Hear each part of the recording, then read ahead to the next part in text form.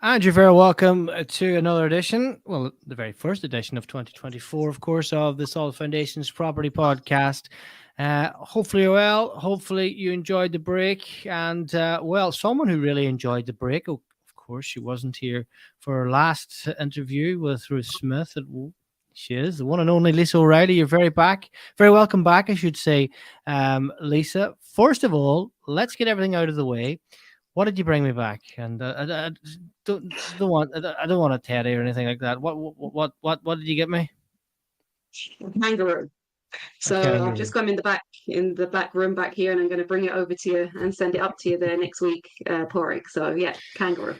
Can't wait to see it. Can't wait to see it. It's going to be life changing. Look, Lisa, I'm only slagging you. It's good to have you back. It's good to suppose the break over Christmas gets everyone refreshed and rejuvenated for 2024. But of course, how was the end of 2023 for you? So today's podcast, what we're going to do is we're going to reflect on last year, look forward to this year, and we're going to look forward to the markets in Northern Ireland and in Southern Ireland as well. We've got a special guest on with us for today's podcast.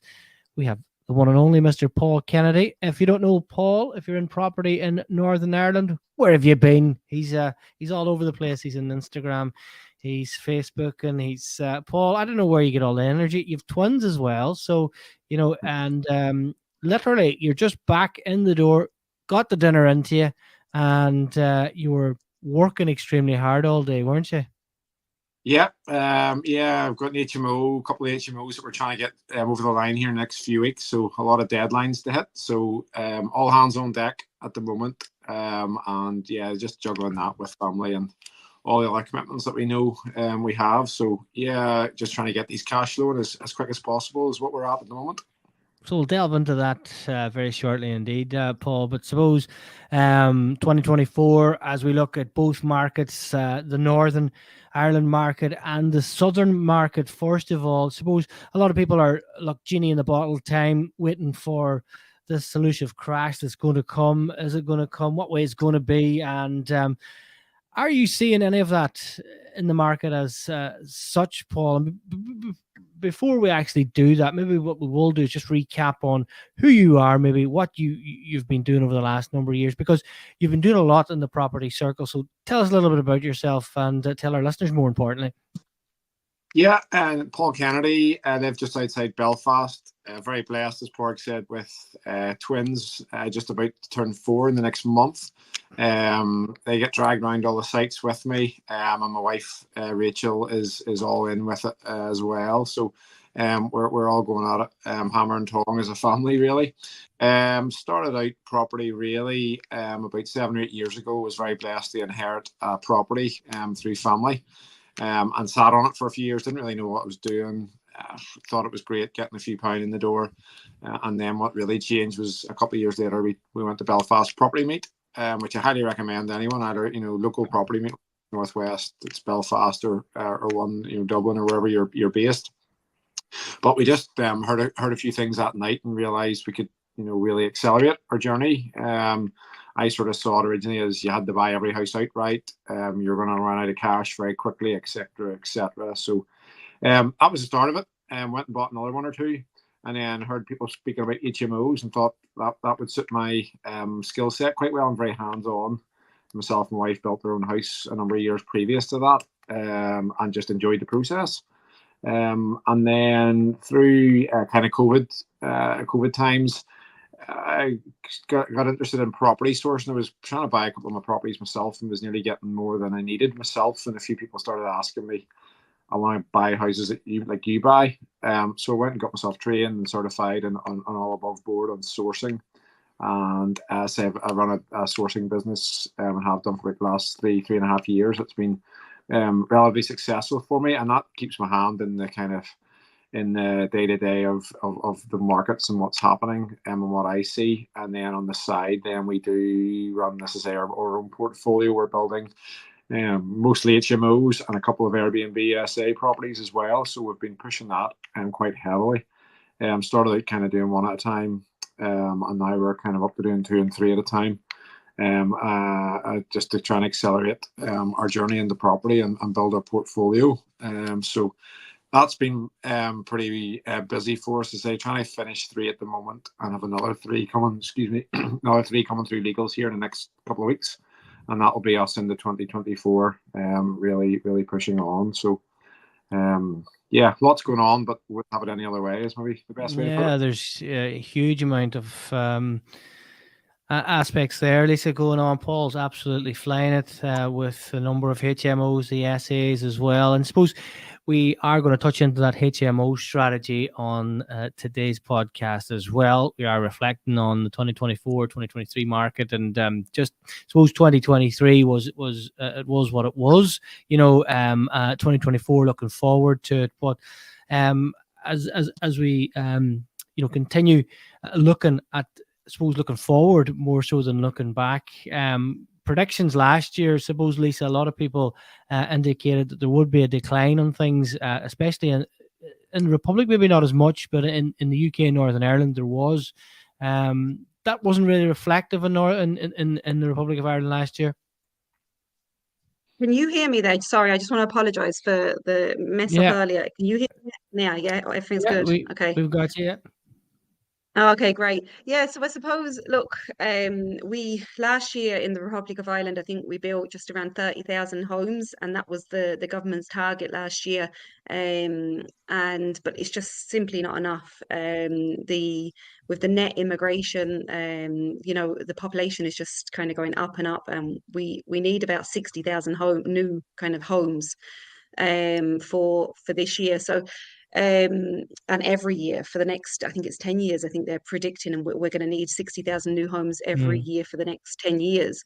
But I suppose, look, that's, unless they do something radical, it's probably not going to happen. And I think HMOs are actually a really good strategy in when there's a housing crisis.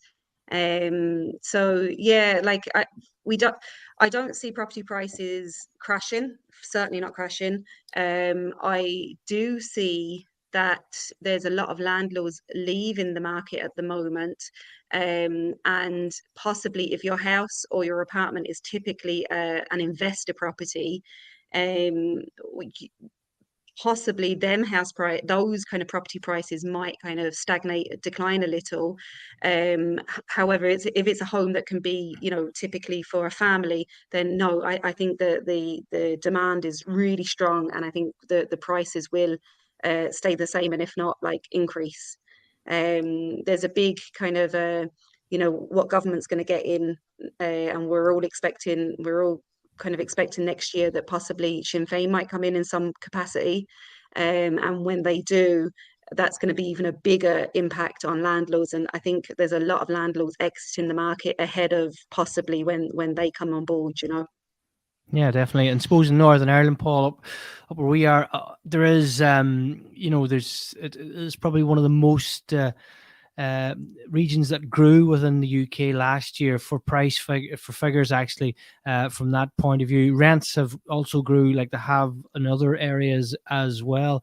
And look, there is that aspect as well, suppose, in Northern Ireland, that some landlords are leaving the market because of the interest rates, as Lisa, well, they don't have as bad interest rates down south, particularly. It just depends if it's limited or if it's if you're buying it in your own name, that particular property. But you're up on 7-8%, and suppose some landlords are selling up. Maybe that would be the case as well in Northern Ireland, but maybe not as many as the Republic, Paul.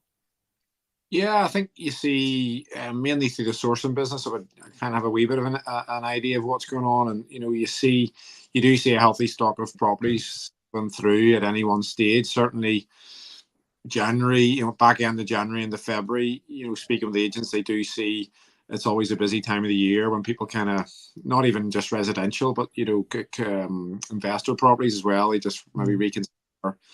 It's maybe taking a year really or more for some of the interest rates to really hit some of those landlords that they've maybe been on a longer term fixed rate down at the 1% and 2%. And maybe when it's coming into the 4% and 5%, maybe 6% now, when they're having to remortgage, it's starting to question a few things, or maybe do they want to get out? But equally, the rents you just see the rents going up and up and up. And that, that does take the sting off some of the some of the higher interest rates. Equally, just within the last 1 to 2 months, we've started to see the interest rates kind of dropping, and I think some of the providers actually egging each other on, and a bit of competition driving it down. So it's down at the 4 and 5% now, as opposed to maybe the 6 and 7% that it was at sort of 6 and 9 months ago. So certainly when you're stacking deals, they still make sense. As I say, slightly drop in mortgage rate helps, and the increased rents certainly ensures that the figures on a good deal will still stack as a good investment for most investors. Yeah, and suppose that's the challenge, Lisa, for investors, is seeing getting more creative with their actual property that they have. Is there any trends that you see that maybe in the Republic that maybe they're not doing specifically? Maybe they should consider instead of selling up. Well, yeah, it's a very highly regulated market in Ireland. So, in terms of creative strategies like short-term rentals, you're not meant to do it now without planning permission, and it's going to be more heavily regulated even going forward. Co-living HMOs is probably an area that people could look into. But I suppose, like you probably know, Paul and Pauric yourself, that HMOs are not for, say, the faint-hearted. They're not for, say, someone who has a full-time job, maybe, because there's a lot more work involved with HMOs. So in terms of like kind of creative strategies, like in terms of tenant types, unless you're going to go down the HMO route, I don't know, is there too many opportunities because of all the regulations that we have in the south? Equally, Paul, I think you mentioned your interest rates are actually going down in Northern Ireland, but in Republic of Ireland, I suppose we're following the ECB, and we've not had any decreases yet. So we're still at a buy-to-let mortgage now, with ICS or Finance Ireland is between 7.25 and 7.45%, up to 70% loan to value. So we are still experiencing the high interest rates. I expect the interest rates, they have controlled inflation now, and they've acknowledged that, really they could start reducing the interest rates. However, we don't expect to see that until the later half of 2024. So at the moment in Ireland, we're very much like high interest rates, all a little bit nervous when and if Sinn Féin come in. And I suppose there's a lot of kind of like people just like a little bit kind of cautious, but then that brings opportunities then. So if you can think outside the box and you can go down maybe the HMO route, that does bring opportunities as well. Yeah, because everybody's kind of running the other way. And that's something we're going to discuss tonight, and it's good to have Paul on there. And as I say, we have our own experiences, Lisa, but Paul in Northern Ireland has his finger on the pulse quite a bit, Paul. And we're going to delve deeper into a number of those particular deals that you've been doing, and you see. Suppose tell us about some of them that you've done, because I know our listeners will be really interested to hear about them. Yeah, and we did it in a bit of a stepped approach. We didn't jump 2 feet into a 9-bed all-en-suite or even a 5 or 6-bed all-en-suite. So the first we did was kind of maybe your bread and butter. Maybe the most, as Lisa says, it's certainly not straightforward, but the most straightforward if you're trying to get started. So it's your usual 4-bed property, pretty poor condition, and buy it and convert it into a 5-bed. And just, get all the regulations in place, split your bathrooms, no en-suites in that one. Do all your search, your certificates. It was still now back to brick, replumb, rewire, replaster, because it was a pretty poor property. But that was kind of the start of it, and learnt a bit about budgeting for bigger projects. Can't say we stayed on our target budget, but not many people do in their first kind of big project. From there, then we stepped into our next one, which was 5 beds, and 3 were en suite and 2 were shared, top floor shared. So kind of kept the options open there for different tenant types. And then some of our more recent ones, just finishing a 6-bed all en suite. So that is 2 feet all in. No going back in that one. So Completely under the table there, eh? Yeah, we're not holding back. And then some of the more recent ones we've been doing have been a mixture. Some we've pushed into new markets, some that's new for us and probably new for Belfast in general in terms of location. So we're just trying things there, different price point, different spend, for example, maybe a bit more basic, a wee bit more basic fit and function, but certainly the numbers still work there. So we'll learn. That's going to go on the market in the next 2 to 4 weeks. So I think our product's good enough that will bring the clients and the tenants to that location. And then the next year are just going to go back to where we know in the sort of the more East Belfast, the tried and tested areas in the 2024. So yeah, a real range of stuff. And it's important just to make sure whatever you do, what your property's all en suite, is it not, is it commercial, is it residential, the numbers have to work and you have to know your tenant type and what they're going to pay and what they want. And then that will kind of guide you and lead you what you do or what you don't. Kind of tenants, what kind of tenant kind of caliber do you go for, Paul? Is it like young professionals or students or no, who do you kind of... We stay away from the student market. I think Belfast struggles still yet in terms of, you see students a big thing in the mainland where they actually pay big rent because they want nice rooms. There's not so much of that in student world in Belfast as yet. I've seen some people doing very well out of it, and I think that's where the growth is. But we stay mainly into the young professional market, so it's kind of like 22 to 35 market, plus or minus. So people in that range typically, have a bit of income, bit of disposable income, don't really know where they want to be permanently. They want to settle down, maybe they want to buy a house, don't know if they're going to be moving about. Maybe they're in their first job and just trying things out. So the 6 month kind of just arrive with a bag on your back type setup of an HMO gives them that flexibility. Now, obviously, they pay a premium for that, but they're happy to, because in 6 months' time they don't like it, or suddenly their job's moved, they want to try something else. I suppose, Paul, on your socials, and that you're very good at showing the standard that you get your HMO to, like, and obviously I've been leaning in on your ear because of my project at the minute. How important is that everything is to a high standard? Yeah, I guess we do a high standard for a number of reasons. There's very little, we don't ever really plan to do a flip. Now, if a flip comes along and it works, we'll do a flip. But we aim to hold everything we can to try and go after cash flow and then the kind of the long-term capital growth. So in terms of the long game, we like to have our property stripped right back and everything as new as possible. So it reduces maintenance and there's no surprises in the significant long run.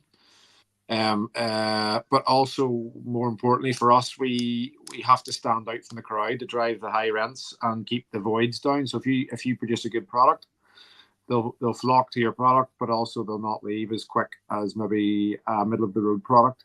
But equally, I've seen middle of the road products can work. It's just a different price point. Maybe you spend a little bit different, but for us, we want to stand out and get our rooms filled, get them filled quickly. And charge a premium price for the product and also reduce void periods. So if somebody leaves, for example, it's straight in. Lisa loves a bit of funky wallpaper herself. Don't you, Lisa? I've seen some of your stuff as well. You're quite creative, aren't you? The Airbnbs now, they were done by an interior designer at the 2 Airbnbs, but the other stuff I tried a bit of grass on the wall. I tried now I have to say what you were saying, Paul, about keeping your product high end. When I first started out, I suppose I was making a kind of a few mistakes and I wasn't putting really any money, very cosmetic kind of type money into the properties. And I was trying to cut corners where I could. And it's only kind of now that you'll start seeing the maintenance issues coming up on some of those HMOs. So yeah, I can see what you're saying about putting money into them. So as I was kind of learning, as I was going through, last year I did a 5-bed HMO with like all en suites or whatever, and could command a premium price. Had it filled within, I'd say, probably about 2 weeks of it going on the market. I had 2 rooms filled before, like when they just came in to view them, like young professionals, and it was just so much easier when the product is a lot better. And now it's very tempting not to put as much money and time into the property, because and doing grass on the walls that I was trying to do back in the day when I was testing stuff out. And I suppose, yeah, it was very tempting because there's a housing crisis, so like people will pay, sort of thing. But what I was finding was if your quality is kind of crap, they'll soon leave. Like they're going to get somewhere that, you know, probably the same price point for a better quality product, and they're going to leave. So yeah, I totally agree. Keep the quality up if you can. Get the grass up on the wall. I must see about that in my one. I don't know if I'll put grass on it now, but we do have a feature wall. I have a feature wall coming. Can't wait to see it. It's going to be property all behind it. Are you going to fill it with the Gap property sign? Yeah, is it? I'm going to stick it up nice big. The dairy girls is massive, so big. We're gonna have a couple of murals up on the walls and things like that. No, we're not. In fairness, we're not going that detail. But look, no, it's important, Paul, because at the end of the day, suppose you're obviously raising investor finance to do these things, and you've got your own money as well. So look, it's really timing that. So you have to get that right. How important is that, Paul? Because look, if someone has invested with you and you know you showed your experience, you need to know your market inside out. You need to know exactly who's going to stay there, what are they going to pay, how long they're going to stay, and things like that. So, you know, that having that that kind of thought process from the outset is very important. How important do you think it is? Yeah, I think it touches on a number of things. So you can try and build a bit of a brand. You know, you see even within Belfast, if you follow certain people on Instagram, you know, you see a picture and you don't even need to look who it is. You go, I know that is his or hers property or her HMO, because that's the way they do them. And you can almost build a wee bit of a sub brand in that. And that's what we're early in the game still on that. There's plenty of people way ahead of us. And that's what we're trying to do, you know, build consistency, and people know when we hire one of our rooms or let one of our rooms, you know what they get. But equally, when you start to build a strong product and something that looks smart on the socials and on your pictures, that sells itself, we find, to the investors. So you go to an investor and you've got a good, say, property pack, or, you know, online pack that you share with them. You know, as soon as you do a few before and afters, or even just an after, you know, showing off maybe your living room with all the mural, or, you know, the fancy feature wall and the TV and the open plan kitchen, and, you know, the fancy floor, and that sells itself to a point. It strikes you kind of as this guy knows what he's doing. And I think that's a big thing for the investor money. Certainly, if it was me investing with somebody, I'd like to know and get a feel for what they're doing. And the more you do, obviously, as well, you talk about knowing the numbers inside out. You get a feel when you even just go around your first, you know, get a first look at maybe your next property before you even buy it. Straight off the bat, you know, you have numbers in your head and you're running it through, and then you share that in an information pack that you're maybe putting out to investors, you know, for proposed investment. When you can start nailing down numbers quite much narrower, and know, you know, even the interest rate you're going to get when you mortgage it to back end, how long it's going to take, you know, and this is why I can offer you X% as an investor. That just sort of builds a lot of credibility and makes conversations maybe happen a little bit more. And even then, you know, if you have a quality product, you can, you know, maybe the investor wants to walk it with you. Say, look, here's one I finished last year. It's bringing in, you know, £400 or £500 a room, whatever. It's always filled in my void period in less than a week. And this is the same thing I'm going to do around the corner, and that's what, you know, I'm looking at investment for. Then, you know, that makes conversations easier. Sorry, never easier. To build those sort of contacts that you need to really accelerate your portfolio building. And just Lisa, I suppose I've seen a couple of pictures of you with your boulder gloves on. You're not scared to get the hands dirty either. Like, you know, it's important. You have to, like, so obviously don't do the real heavy kind of plumbing and electrician and all that type of stuff. But towards the end, like when it's time to kind of, you know, put up blinds and put up make up the beds or whatever it is. Like it just has to be done, because things like that, I direct labor most of my stuff. So it'll be, I bring in the plumbers, I bring in the electricians, I bring in the chippies, I bring in, but like none of them are going to ever want to, put up a blind sphere or put up the bed sphere or make the bed, because I provide linen and all that type of stuff. So yeah, all that type of stuff falls to me towards the end of the project. So I yeah, get it. no, I enjoy it, but it can be pretty stressful, because I suppose, as you know, Paul and Pauric, like when there's, you're paying interest on this money every week that goes by. You're conscious that you're paying interest, but yet you got no tenants coming in, and there would be a few tenants, like most of the tenants, obviously, that won't actually agree to take a room until the room is actually done. So you can't even get pictures up out there. So you're going to be another kind of at least a week, 2 weeks before you actually get tenants into the house, so it's always a kind of a squeaky bum time, where you're just trying to get it done as quick as possible so you can start the process of getting your tenants in. Get the roller out and get on with it. And Paul, I suppose you've touched on something there. I know HMOs is a strategy we're covering tonight, for example, but flipping, and funny, I was doing a bit more training last weekend with Mark Dalton from the UK, and actually Mark touched on that flipping can be, a strategy that can be very difficult to grasp. You need to really know what you're doing. Now, there's some people who are very, very good at it, and look, there's some people that might undervalue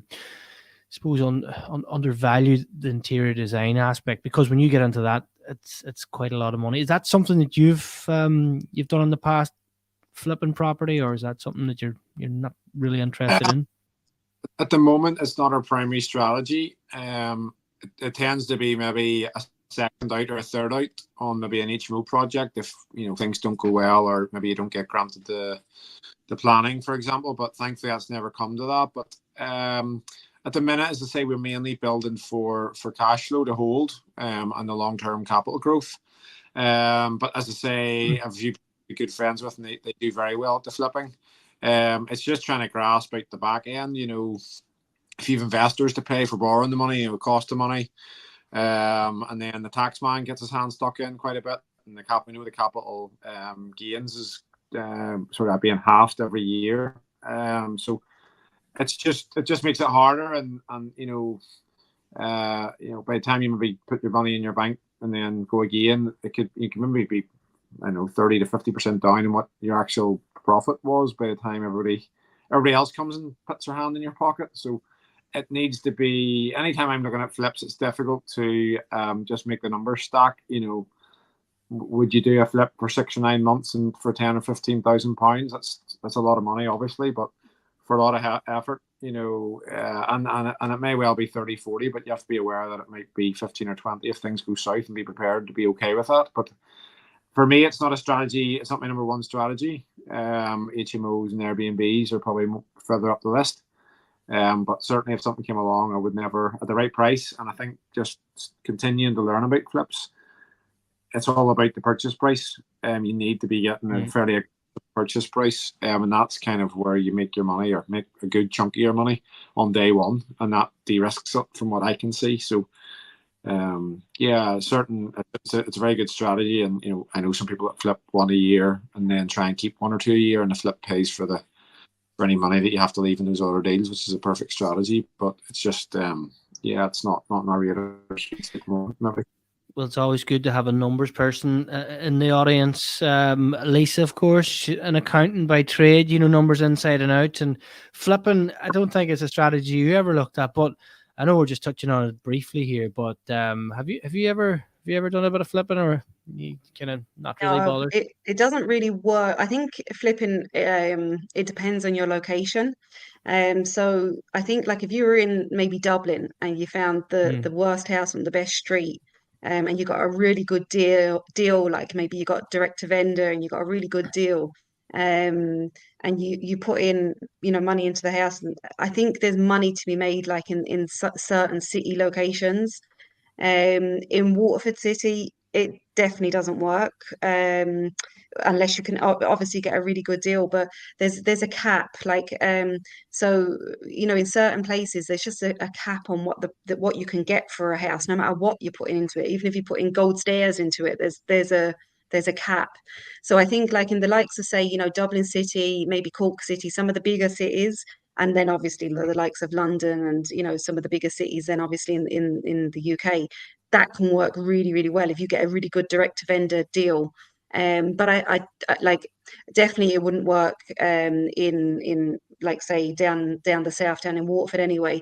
And what I find works well is holding on to them and waiting for that long-term capital appreciation. But in the meantime, you're getting that really good cash flow, because the prices are pretty low. But the rental yields are pretty high in comparison. So no, flipping definitely I don't think is a great strategy right now down here. If we're in a situation where property prices are just shooting up, maybe if we got maybe another couple of big employers locate down the south maybe, and all of a sudden then the property prices were just like flying up, well then that it could work then. But no, I don't think we're in a market right now down here anyway where flipping would work well. It would be a different story now, as I said, if I was based up in Dublin maybe. Yeah, that's very, very true. You're listening to Solid Foundations Property Podcast, of course. That's our special guest this month is Paul Kennedy, Paul from Amplify Property in Belfast. And, well, of course, don't forget, coming up later this month in February, we'll have the Northwest Property Meet on the 27th of February in beautiful Derry City in the Everglades Hotel. If you're new to property and you want to learn and get around like-minded people, of course, you can do that there. We've got loads of people who are at different stages in their journey as well. And Lisa, no doubt you'll have an event to look forward to in the next couple of months, I'm sure. Yeah, I have to get around to that, but thanks for highlighting that I don't have a date set yet, Pauric. Thanks for that. She's still in holiday mode, so we'll give her a month or two, Paul, to get back into it as well. I just, in my defence, Pauric, I've just had knee surgery, so I'm hobbling around on the. Yeah. Slagging you, Lisa. It's all right. It's okay. That's my excuse, and I'm sticking to it. So, in terms of, we just maybe if we can move on about like HMOs, I suppose there'd be people listening to this podcast and maybe don't understand exactly what the HMO concept is, and I think I did all my property training, say, in the UK, and so I just bring that terminology over here. So, Paul, could you just explain a bit more, like, what is the HMO in general? What is the model? And what does it entail, basically? Yeah, I think, speaking to some maybe not hugely in the know, it's probably what most people would term as, with the students. You go to university, or you send your kids to university, you stay loads of people in one house. And that's the basic strategy of you rent by room. So it's usually a big house, maybe 3, 4, 5, 6, maybe 9, 15. I don't know, some big HMOs there. But essentially you rent your room per person. Typically you can turn up with your clothes in your back and you can start living. So there'll be beds, there'll be a bit like an Airbnb maybe. The whole house is kitted out for you, and you can just start living. Tends to be, as I talked about earlier in the podcast, quite shorter contracts. And the idea is that it tends to try and be a house of like-minded people, so probably similar age range, similar stage in life and work commitments, etc., etc. And the idea is that they build a bit of a community in the house. Now, that's easier said than done. But essentially, an HMO, it's a house anyway, for certainly in Northern Ireland. I know it's different across in the mainland slightly, but here it's a house with 3 different people living in it that don't know each other and are kind of paying separate bills and tenancies. That would be classified in HMO. So technically, you can have a 2-bed HMO, and you wouldn't need an HMO license as well. Then you will need planning permission to change your property from residential to HMO. And then out the back end side, maybe when you've finished all your works, you will need to be granted an HMO license. So you have quite a few hoops and regulations to jump through. Which are absolutely fantastic crack, by the way. I had such a blast over the last couple of months Seeing I would just call it landlord tax. It's just another landlord tax. Let's be honest. fingers crossed, and yeah. And look, So that we don't have you HMO don't have that in the licenses south down yet. the south. Wow. Yeah, Okay. we don't have HMO licenses down the south. So do you tend to, I know once a house has a HMO license in the UK, that you're more or less away in a hack sort of thing, that is okay, right? Do you go for houses that already have a HMO license, or do you go for houses that were never HMOs and you're just trying to turn into a HMO? Yeah, and I get that a lot, and I get it through my sourcing business. A lot of people see HMOs obviously high cash flow, and I think they maybe see all the work you have to put in at the start. If you make an HMO and want to talk about jumping the gun, and can you buy an HMO? You can. There's HMOs all for sale quite often, and quite often it's the ones out the bottom, the ones that have fallen in disrepair. Maybe the landlord's just tired. You will pay a premium for a property with an HMO license. You'll typically pay higher than bricks and mortar valuation on a property that has an HMO license. The HMO license does carry, it's essentially a business and goodwill. So for that reason, we do try to make HMOs. So buy a house in an area we know that will be granted, or a high chance it'll be granted planning for that. And as a result, obviously it's very cash intensive up front for a year or two. But ultimately, if you kind of do a full roll up from top to bottom on, buying a finished HMO versus making one, you will be typically better off in terms of less capital maybe in the deal if you make an HMO. But yeah, you do have to consider the cost of money for a year, and if that's either in your pocket or someone else's that you're paying interest on, that all has to be totaled up. And can't be forgot about. Can you be applying for a license as you're doing the refurb work, or do you kind of just hope that you're going to get the license and then only go and apply for it once it's all finished? Yeah, so up front, as soon as you buy the property, you can apply for planning. So the planning's the first bit. Like probably most things in the UK, certainly in Northern Ireland, it takes forever and a day, and it just seems to be getting slower and slower. You can't chase it, but it can be anything from like 2 months to 6 months for them to grant you. And I've heard horror stories of like 12 and beyond. But anyway, they grant you the license, and it'll be basically factual based. You should be able to predict within reason. Will you get that granted or not, unless there's some random outstanding thing. But there's a number of things you need to look for to ensure. Most streets in Belfast will not allow more than 10% HMOs on them. There's a few other areas that allow a wee bit higher density, and other areas you'll not allow them at all. So you just need to know that going in. So you can get your license. Like if you're fairly confident that you're going to get your license, or sorry, your planning, most people just crack on when it works, because obviously it's the house isn't doing anything unless you buy a house that's in decent shape. I suppose you could maybe try and let it out or keep the tenants in it, just the cash flow take over until you get it. But if you're fairly comfortable, you can crack on. Obviously, if you go down like all ensuite route, you are really putting all your eggs in one basket quite aggressively. And then outside of that, once you finish, they'll not come and grant you a license, or certainly not even consider you for a license until you're all finished. So you have to have like your fire doors on, your fire extinguishers on. It has to be a good product. You have to do all your tick boxes. There's about 8 or 10 items that you have to kind of do.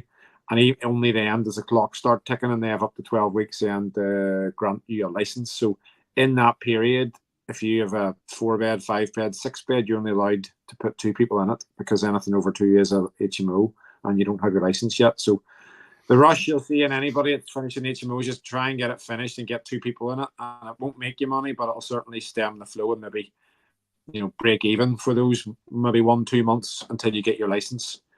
So that's Okay. kind of Jesus. Whereas I know, speaking in the mainland, a lot of guys they fill it straight away, and then almost you're obviously allowed to run it as an HMO while you're waiting.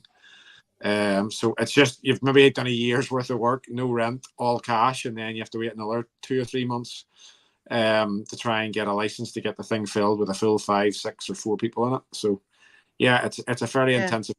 We've got 3 all at this one stage where we're waiting, and there's no cash coming in, and you know what it's like at the end of the project. There's not much money down the sofa to keep. So it's a bit of a tight spot, but maybe in a month or 2 you'll be in much better shape once you get the refinance and stuff as well, and the tenants start to land into the rooms. But just looking at that solution, and I know we spoke about it, Lisa, was that solution for the market. It is, suppose, it's critical in a way because there is a huge amount of empty properties lying about, and configuration is an aspect that can be done. And with the right, I suppose, team around you as an individual, if you're, you can do a lot. How important is that? Because stats are coming out of Northern Ireland, 21,000, I think it's 21,000 houses lying empty, or that could potentially be turned back into, HMO, or, a violette, or even family home at that, But in Ireland, it's quite significant numbers as well. Yeah, no, it is. There's significant numbers, and I'd go into a property there now.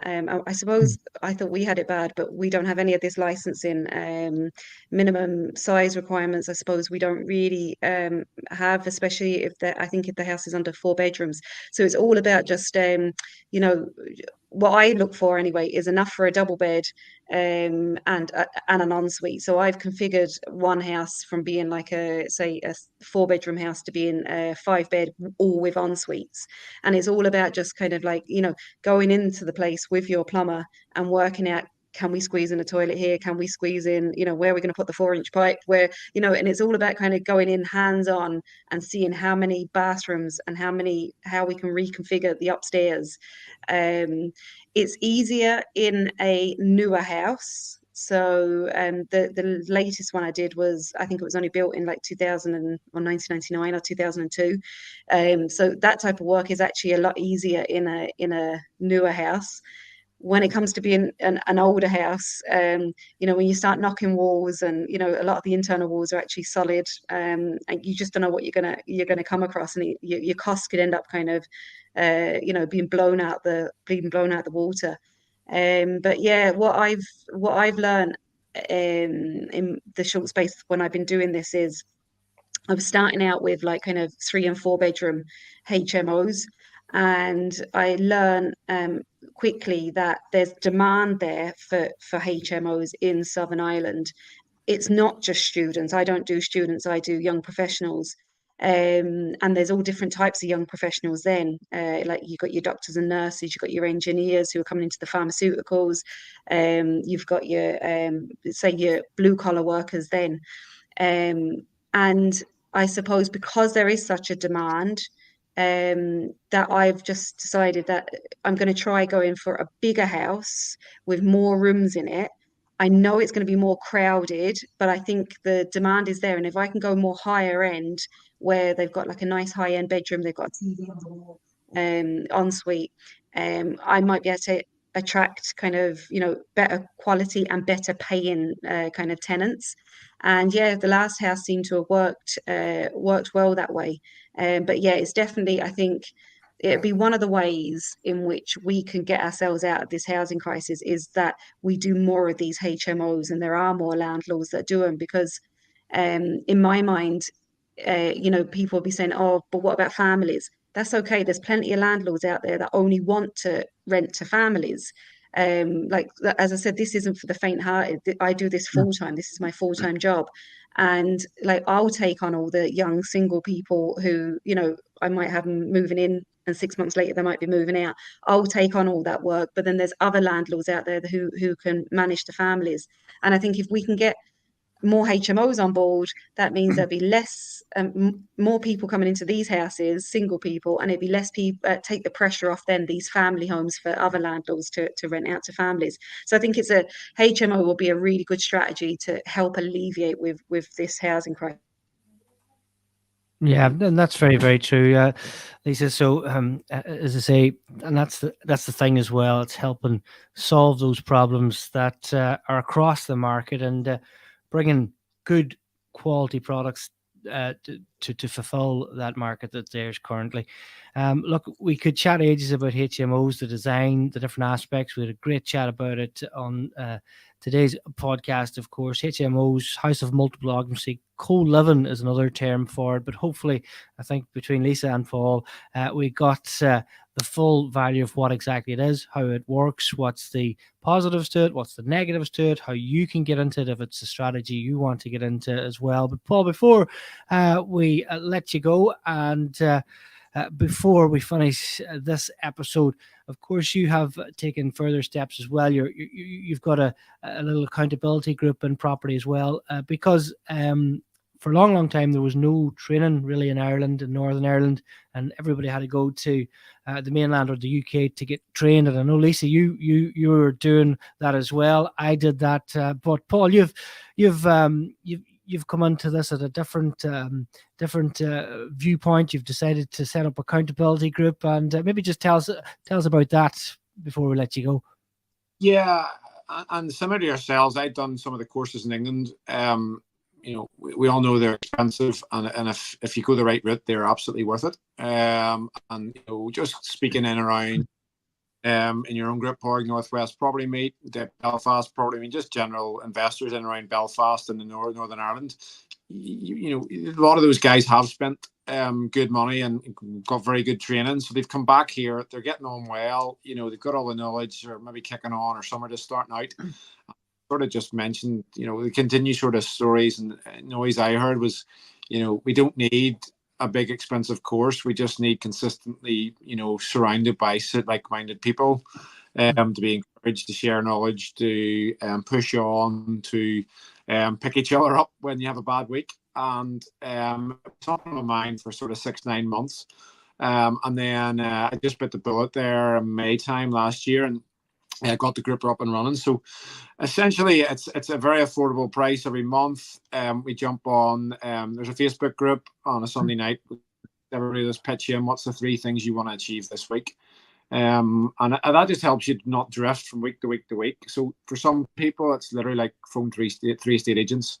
Never really pushed that. For other people, it's go and get private investment off social media and do a week long's worth of social media post. Other people's like, I'm getting my keys on Friday. I need to start speaking to builders. And throughout the week in the Facebook group, there's accountability, and you share wins and share, my plumber's let me down, and everybody, I've read this book, all that good stuff. And then Friday mornings we jump on a Zoom call at 6:30 in the morning. So most of the guys, still in full-time work. So jump on a call for an hour on Friday morning. You kind of feedback how you've got on. And it's not a stick beating exercise, but I think regularly, if you write something down or tell somebody you're going to do something, you're more likely to do it. And then on those Friday mornings too, we have about once a month we have a guest speaker. So we had Ruth Smith on. She was on here last time.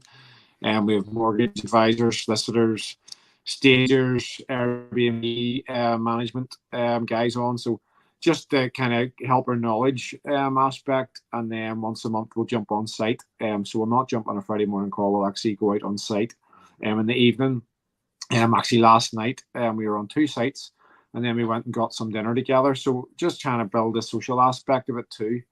So that group's just been growing, and it's been fantastic. And there's people from all walks and all corners of Northern Ireland jumping on that group, and a few from over the water actually as well.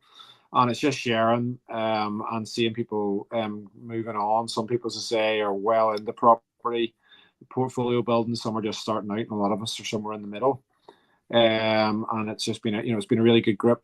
And you see people making moves, and people have come on and says, "Oh, last year or two, I've said I was going to do this, and now that I'm in such a group as this, then I really am, and I get encouraged." And we all know property is very lonely, and that was I see it at times. Other than my wife and maybe a few people I know, like yourself, Pauric, and others, you could say, "I got a below market deal today," and your average friendship group's going to go, "What?" There's nobody to celebrate that with. Equally, when you lose a deal, nobody really understands. If you had a really good deal lined up and you lose it, it can be quite lonely, or nobody cares, or and that can knock you for 6 for maybe week after week after week. Whereas the idea of the group is pick yourself up on a Friday, dust yourself off. Somebody in the group maybe 2 weeks ago lost the deal, and behold, they've a deal lined up, and they're kicking on. So yeah, there's various aspects of the group that really work for all of us, and collectively maybe. We push on and do get moving and get stuff done, maybe is the best way to put it. Hello, Paul. That's fantastic. And I think you'll agree, Lisa, it's refreshing to hear that as well, because you all need a little bit of accountability, and you all need a good kick up the backside to at times, don't you? Huh? Yeah, you sure do, Paul. I might join your group. I've just come back from Australia, and yeah, I've definitely kind of done that thing where I'm just coasting right now because I've just had the knee surgery and I'm just coasting right now. And this is my first actual bit of work I've done since I got back. So yeah, I might join your group, Paul. Well, look, guys, it's been brilliant. Thanks so much for joining us on this edition of Solid Foundations podcast. Some exciting news from Lisa coming shortly. I think you've got some projects. We'll not say too much, and yeah, I've got another project in the pipeline as well. Really looking forward to that. It's a 9-bed HMO, and all hands to the pump. We've one just finishing nearly. We're into the nicer end. We're getting things. We're getting the place tidied up and painted, and yeah, so it's all good. There's lots happening. So guys, I'm going to put all your socials on the podcast just below. You can check out Paul Kennedy as well as the beautiful Lisa O'Reilly and her dodgy leg, but she will be back. She'll be all right next month. So for myself, Pauric and Lisa, thanks very much for listening to this edition of the Solid Foundations podcast.